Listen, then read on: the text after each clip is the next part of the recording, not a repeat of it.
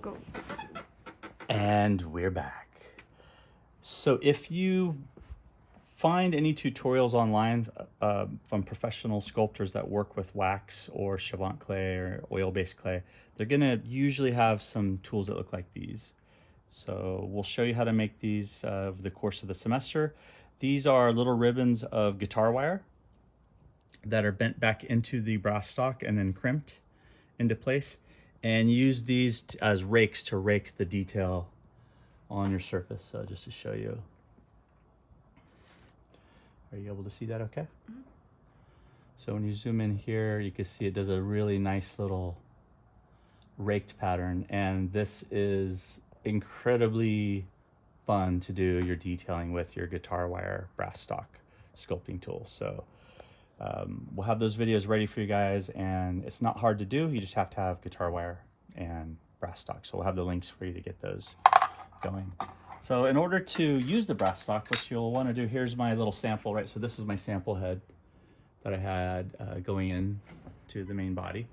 Okay, so if I want to create another socket, let's say I want to make a socket for this guy to be able to sit on top of another piece of wire, right? Something like that, because the wire's already all the way through, there's no hollow end. It's got to go into another piece of brass stock. All right, so what I would do, place this guy back where he goes.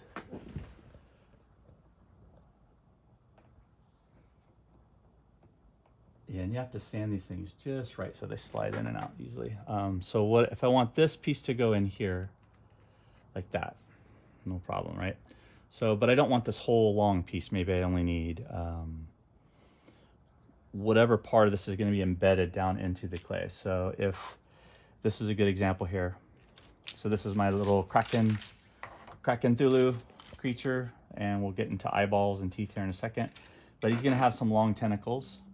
He's going to have 8 tentacles, so 4 on each side. And rather than just push the rod into the plastic, this is 3D printed with PLA, which is the plastic that you would use. What I'd rather do, if I don't want this thing to spin around and fall out too easily, is I would actually embed the brass stock into the model, and then be able to put another piece of brass stock that fits into it over the tentacle and have that just slide right in. So I could take the tentacles on and off while I'm working and continue to work on them.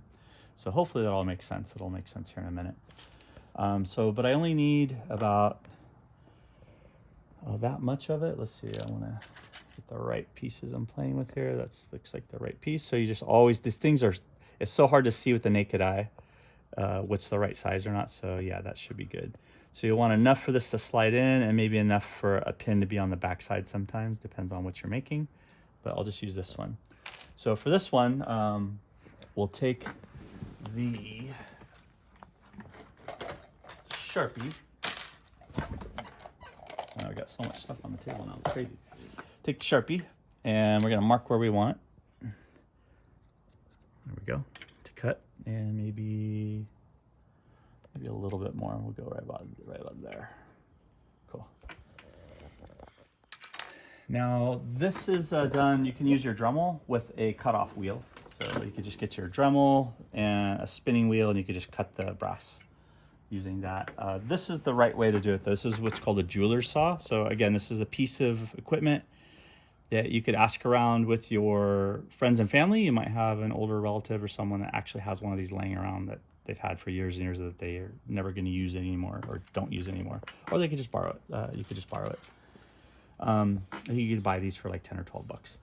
So for this board here, I could go to the end here off of a corner table and hold it with one end, and I could cut it like that.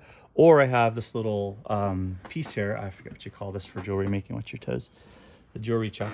And this way I can have it on each side. I could go into it, and it won't cut into the table or anything.